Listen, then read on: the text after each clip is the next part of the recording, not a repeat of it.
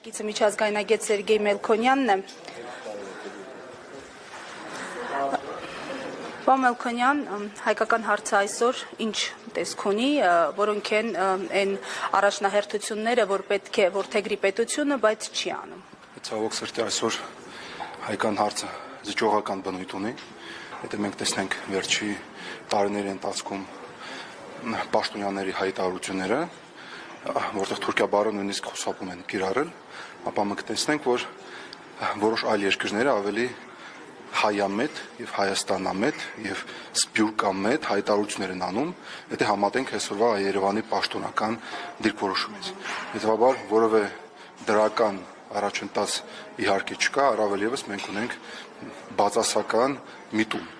որը ուղղակի կապված է նոր ինքնության կերտման եւ ավելի մեծ ու լայն գործընթացի հետ, ստեղծելով նոր ինքնություն եւ այս մեծ կոնցեպտը, որ առաջ են մղում իրական Հայաստանը եւ այլն, որը բացառում է այն պետականության սյուները, Արցախի շարժումը, ցեղասպանության կարևոր ինքնության դրվագ, որպեսզի կերտե նոր ինքնություն, որը իր սկզբունքում ինչպես է գիտության վերադառնանք, ինչպես են ինքնությունները կերտվում։ Ինքնությունները միշտ կերտվում են հակասության վրա, ինչով եմ ես քեզանից տարբերվում։ Եվ հիմա երբ որ ստեղծում է նոր ինքնություն, ինքը պետք է միանշանակ հակասի այն ինքնությանը, որը կա։ Հետևաբար այդ իր բնույթով ինքը հակահայկական է լինելու։ Հաճախ իշխանական սատելիտ փորձագետներն ու վերլուծաբաններն ասում են, որ արդի աշխարհում փոքր պետությունների համար դժվար է եւ ստիպված են դառնալ այս ու այն մեծ պետության կցորդը, որպեսզի կարողանան գոյատևել տարածաշրջանում։ Հիմա որն է տեսլականը, եթե օրինակ պետությունը շարունակի այս ոճով աշխատել, այս ոճով բանակցել եւ քննարկել ինչպես իրենք են նշում խաղաղության օրակարգերը, որն է հեռանկարը։ Այսօր այդ օրակարգի հեռանկարը շատ պարզ է, Հայաստանը դարձնել Թուրքիայի կամ Ադրբեջանի այս դեպքում ազդեցության գոտումաս եւ կան ելի միջազգային հարաբերությունների տեսություններից տարբեր ռոլ մոդել, որ ասում թե ինչպես պետությունները իրաց պահում են այս կամ այն իրավիճակում։ Եվ կան շատ տարբեր մոդելներ։ Այն ինչ որ առաջարկում են այսօր որպես ռոլ մոդել պետության համար, ըստ ինձ ինքը որով է կերպով չի հիմնվում ազգային շահերի վրա եւ շատ հաճախ ազգային շահերը փորձում են հակադրել պետական շահերի, բայց պետական շահերը իրանք ավելի լայն ազգային շահերի մեկ մաս են դառնում։ Անշուշտ տարածաշրջանը միշտ կար եւ կլինի մեծ կենտրոնների բախման կետերից մեկը։ Իրան, Ռուսաստան, Թուրքիա։ Եվ այստեղ խոսքը չի գնում կոնկրետ ինչ-որ որոշում անել, բայց մեզ տանում են այդ կոնկրետ որոշումը, որտեղ մենք տեսնում ենք այլ օրինակներ, ինչպես պետությունները վարվում են։ Իրանք շատ լավ հարաբերություններ ունեն արևելքի հետ, չասելով օրինակ հարաբերությունները արևմուտքի հետ։ Եվ արևմուտքի օրակարգ այսօրվա շատ պարզ է, որտեղ Եվրոպական միություն առանց Միացյալ Նահանգներ ինչ-որ լուրջ օրակարգ ունակ չի առաջ մղել տարածաշրջանում։ Միացյալ Նահանգները տարածաշրջանից տեսնում եք, որ ձեռքերը կամաց լվանում։ Եվ այս Տրամպի վերջի հայտարարությունը ինքը ոչ թե նեյտրալ էր, ինքը բացասական էր մեր համար, որովհետև ամեն ինչ մենք պիտի նայենք ոչ թե ինչ-որ փոքր կոնտեքստի մեջ, մենք պիտի տեսնենք միտումը։ Եթե մինչև 4 տարվա ընթացքում խոսում էին միշտ Ամերիկայի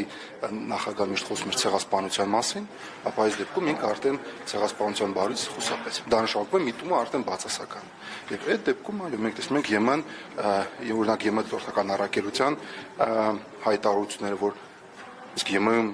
պետությունները ընդունել են ցեղասպանությունը։ Էլի մոտեցումը փոխվում է։ Ինչու՞, որովհետև բոլոր շահերը կոնյունկտուրային բնույթ են գիրում եւ խնդիրը նա է, որ յուրաքանչյուր որոշում ուղղված է մեր շահերի դեմ։ Նայեք, մոտեցումները ոչ միայն մոտեցումներն են փոխվում, տեղեկացանք, որ հենց հայոց ցեղասպանության հաջորդ օրն իսկ Կալասը Եվրամիության հանձնակատարը այցելել է Բաքու, թշնամական պետություն Հայաստանի համար, օրակարգերը դեռևս չեն հստակեցվել, ամեն դեպքում խաղաղության կոչեր են տեղից էլ հնչել, ինչ սպասել այդ այցից եւ ինչու հենց Կալասը, այսպես ասած, խաղաքարտերը դրել է սկզբում Բաքվի վրա, ինչու է հենց այնտեղ գնացել։ Որովհետեւ շատ ճիշտ նշեցիք, որովհետեւ Եվրոպական միության համար Ադրբեջանը որպես ավելի լայն տարածաշրջանի puzzle ավելի կարևոր է, քան Հայաստանը, որովհետև Եվրոպական միության համար եւ ընդհանուր Եվրոպայի համար շատ կարևոր է ունենալ կապ կենտրոնական Ասիայի հետ։ եւ Կասպից ծովի այս կողմը, միայն Ադրբեջանը կարող է իրանց այդ տրանզիտային հնարավորություն ապահովել։ Առավել եւս, միայն Ադրբեջանը ունենալով այս puzzle-ի մեջ, դու կարող ես տարանջատել Ռուսաստանին եւ Իրանին։ Այլ դեպքում դու պիտի ունենաս այդ puzzle-ի մեջ համ Վրաստանը, համ Հայաստանը։ Տեսնում եք, որտեղ ինչ որ խնդիրներ կան։ Իսկ ավելի հեշտ է ունենալ մի հատ միավոր, կամ թե երկու հատ միավոր, որպեսզի հասնես քո երկու հիմնական քաղաքական նպատակներին։ Եվ որևէ խաղաղության օրակարգի շուրջ, ես չեմ մտածում ինչ որ լուրջ առաջընթաց կլինի, ոչ թե կարճաժամկետ Հայաստանը, Ադրբեջանը կհամաձայնվի ստորագրել, ես որևէ կամք Բաքվից չեմ տեսնում, ընդհակառակ Բաքուն լրիվ դարձնում է այս օրակարգը երկրորդական եւ ավելին երրորդական։ Իրանք ասում են մենք զբաղվում ենք ավելի գլոբալ հարցերով, կլիմայի փոփոխության, տրանզիտային հարցերով, մենք գնում ենք Չինաստան, հիմա Նետանյահուն պիտի գա Ադրբեջան։ Իրանք փորձում են իրանց դիրքավորեն ավելի լայն գլոբալ հարցերում, այլ ոչ թե տարածաշրջանային։ Ցույց տալով, որ այս ընդհանրապես մեզ հետաքրքիր չէ։ Այսինքն Արցախը բեռ չդարձավ ադի համար, Ադրբեջանի համար դա երբեք չի դառնա կոնֆլիկտային հարց, որովհետև իրենք պաշտպանում են իրենց, այսպես ասած, շահերը Փաշինյանի հակառակ։ Իհարկե հիմա Արցախի տեղը գալիս է Հայաստանը, ավելի ճիշտ Արևմտյան այսպես կոչված Ադրբեջանը։ Նկատում եք չի կարող լինի իրանց համար բեր, այդ նպատակ է, լինի իրանց համար բեր, այդ նպատակ է։ Այն շատ հաճախ մարդիկ սխալ են դրուցում։ Նպատակ, խնդիր, միջոց, մեխանիզմ իրանց համար հայաթափումը ստեղծել այսպես կոչված Արևմտյան Ադրբեջանը ինքը նպատակ է։ Նպատակը չի կարող բեր լինի։ Եվ դրա համար դուք կիրառում ես տարբեր միջոցներ։ Խոստովանում ես, որ այս զիջումից հետո ինչ որ մի հատ առաջընթաց կլինի եւ այլն եւ այլն։ Սա հիմնական օրակարգն է։ Շնորհակալ եմ։ Ալիևը այսօրվա իր խոսքում անդրադարձել է, որ Մինսկի խումբը այլևս Մինսկի խմբի գոյությունը իմաստ չունի եւ սա հերթական պահանջներ Հայաստանի իշխանության հանդեպ, որ պետք է Հայաստանը մտածի այդ ուղղությամբ լուծարման ուղղությամբ եւ որ նա վերականգնել է արդեն որ կա տարածքային ամբողջականություն եւ ազգերի ինքնորոշման սկզբունքներից առանձնացնելով նրան իրենց սկզբունքը եւ այդ հարցը պետք է փակել։ Այս հարցը փակելով ինչ կունենանք մենք կամ չենք ունենա։ Այս հարցով մենք կորցնում ենք լիովին Արցախը եւ այս հարցով մենք բացում ենք պատուհանը, որպեսզի ապագայում կորցնենք Հայաստանը։ Շատ པարզ բան է։ Այն դեպքում, եթե Հայաստանը ընդունում է, որ էթնիկ զտման որպես միջոց կիրառման արդյունքում դու կարող ես հասնել քո քաղաքական նպատակներին եւ դա Հայաստանի համար ընդունելի է,